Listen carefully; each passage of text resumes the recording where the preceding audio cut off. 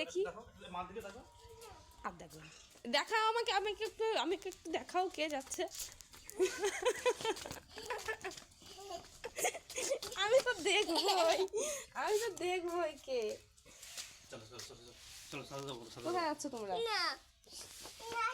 কি দেখতেই পেলে সকালবেলা আমার দুষ্টুর কাণ্ড কারখানা। হ্যাঁ, সকালবেলা উঠেই ব্রাশ করেই বেরিয়েছে বাবার সঙ্গে দাঁত মাজতে। আর কি আমি যখনই বললাম যে দেখি তো এটা কে, তখনই ছুটে পালালো, এমনই করে। তো যাই হোক, এদিকে ছাদে চলে এসেছি আর আমি কিন্তু স্নানটাও সেরে নিয়েছি। আজকে মোটামুটি সকাল সকাল হলো, এখন ওই ঘড়িতে 7:30 পৌনে 8টা মতো বাজে। তো জামা প্যান্ট নিয়ে ছাদে এসেছি, মা ওদিকে কাপড় টাপড় সব আর কি ছাড়ছে, এখনও হয়নি।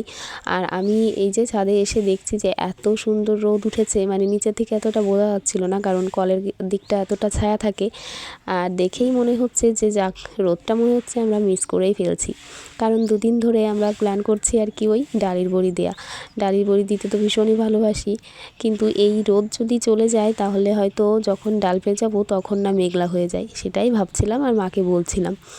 তো যাই হোক, হ্যালো এভরিওয়ান, গুড মর্নিং। কেমন আছো তোমরা সবাই? আশা করি সবাই খুব ভালো আছো। নতুন দিন, নতুন সকালে, নতুন একটা ব্লগে আমি টিনা তোমাদেরকে অনেক অনেক স্বাগত।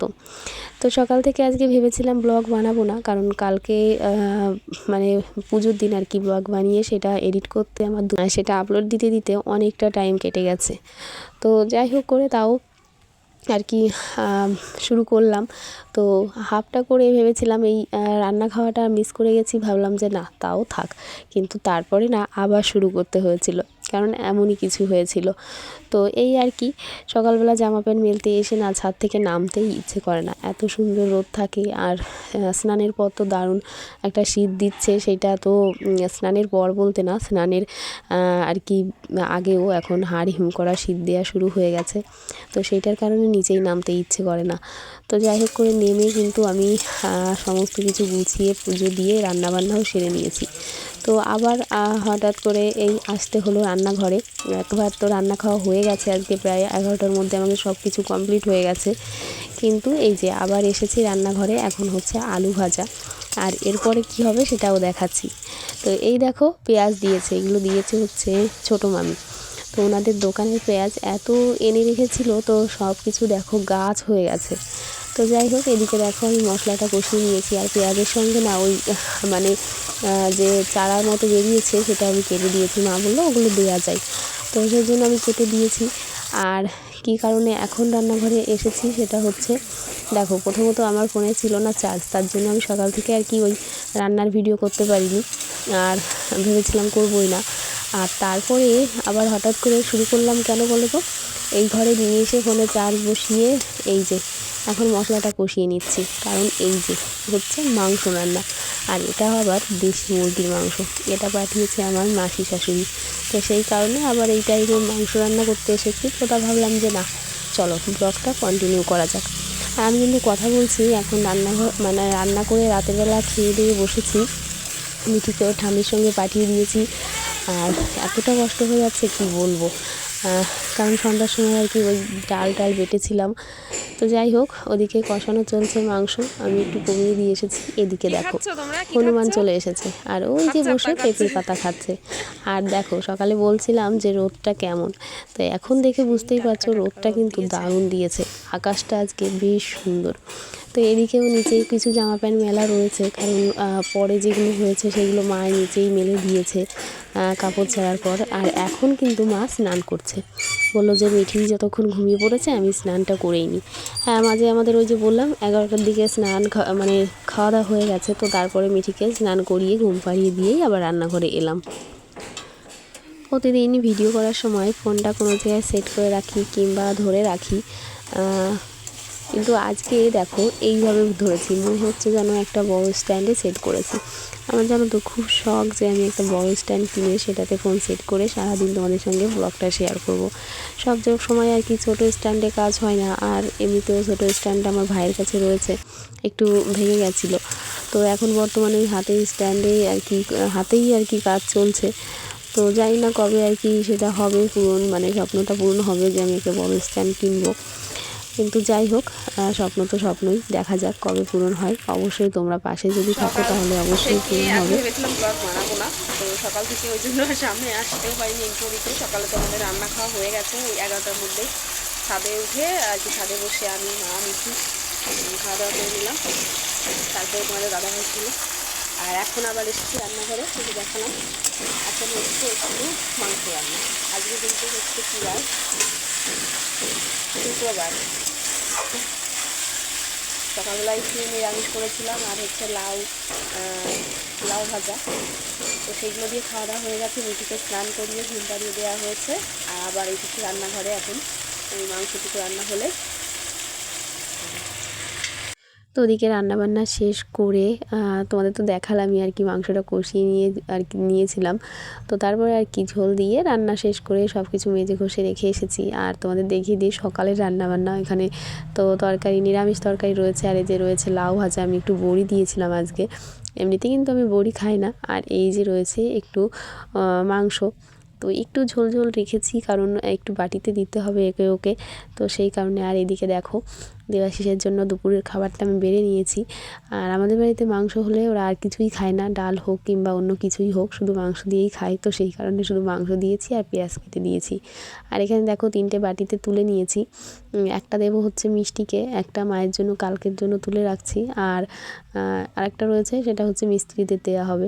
তো সবাইকে দিয়ে আর কি যা থাকে সেটা আমাদের খেতে হবে।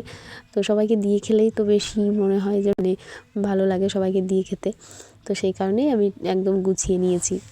তো এখন আবার নাইটিটা পাল্টে শাড়িটা পরলাম, কারণ হচ্ছে ওই যে এগুলো সব গোছাতে হবে। মায়ের গুরুদেব আসছে, মা আর মিঠি গেল আনতে আর কি। আমাদের বাড়ির পাশে মানে ওই পাশে আরেকটা মামা আছে, ওনাদের বাড়িতে রয়েছে। তো চট জলদি আর কি গুছিয়ে নেবো। সাথে থাকো।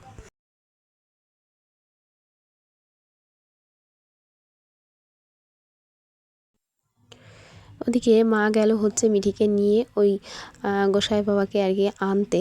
আর আমি এদিকে ঘর দোর ঝাড় দিয়ে একদম চেঞ্জ করে দেখো বসে গেছি আর কি ফল কাটতে। আর মোটামুটি সমস্ত কিছু গুছিয়েই রেখেছি।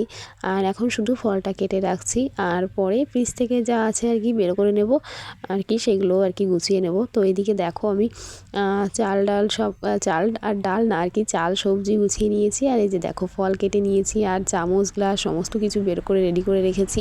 মানে আসলেই শুধু আর কি গুছিয়ে দেব। তো এই যে আমার অবস্থা, কারণ আমি আর কি ফল কাটতে বসে একটু ভিজেও গেছিলাম ওই ফলের জলে।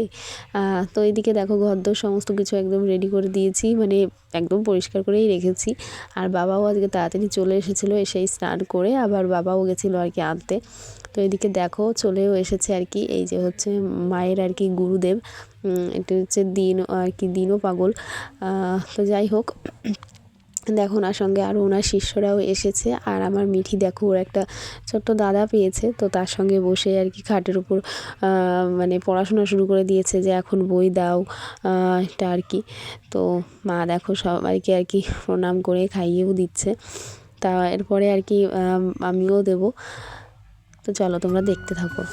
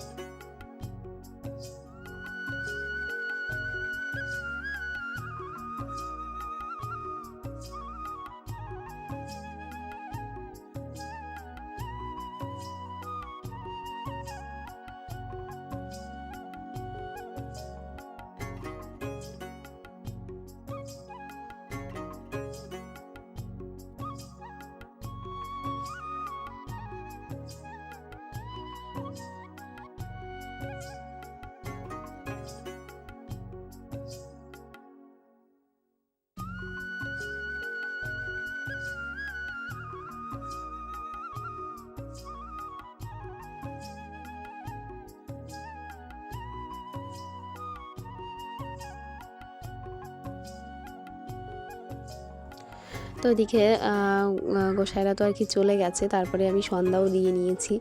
আর এদিকে দেখো মিস্ত্রিদের জন্য একটু প্রসাদ আর কি গুছিয়ে নিয়েছি, ওনাদের 3 জন আছে আজকে, তো 3 জনের জন্য প্লেটে গুছিয়ে নিয়েছি।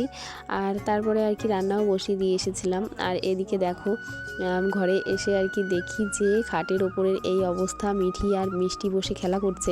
আর খাটের ওপরই খেলনার ধামা সমস্ত কিছু উঠিয়ে নিয়েছে। আর মিষ্টির মানে মিঠির মিষ্টি পিপিকে মানে পেলে আর কিছুই লাগে না, তো দুজনে বেশ অনেক সময় খেলা করেছে। আর এখন বসে আর কি টিভিতে একটু কার্টুন দেখছে। আর এদিকে মা দেখো তোষকটা নিচেই নামিয়ে নিয়েছে, কারণ এই তোষকের আর কি কাবার লাগানো হবে, তো শাড়ি দিয়েই কাবার লাগানো হবে, তো সেই কারণে মামি এসেছে সুতো দিয়ে এখন মাপ দিয়ে নিচ্ছে, কারণ পিঠেটা আনেনি। আর এত বড়তে আর কি সুতো দিয়েই বেশ ভালো হতো। তো যাই হোক, আজকে ব্লগটা এখানেই শেষ করছি। কেমন লাগলো তোমরা অবশ্যই কমেন্ট করে জানিও। সারাদিনটা সাথে থাকার জন্য তোমাদের সবাইকে অনেক অনেক থ্যাংক ইউ, ধন্যবাদ। তো যাই হোক, দেখা হচ্ছে পরের একটা নতুন ব্লগে, নতুন দিনে, নতুন সকালে। ততক্ষণের জন্য সবাই সুস্থ থেকো, ভালো থেকো, আর অবশ্যই আমার পাশে থেকো। তো আজকের মতন টাটা, গুড নাইট।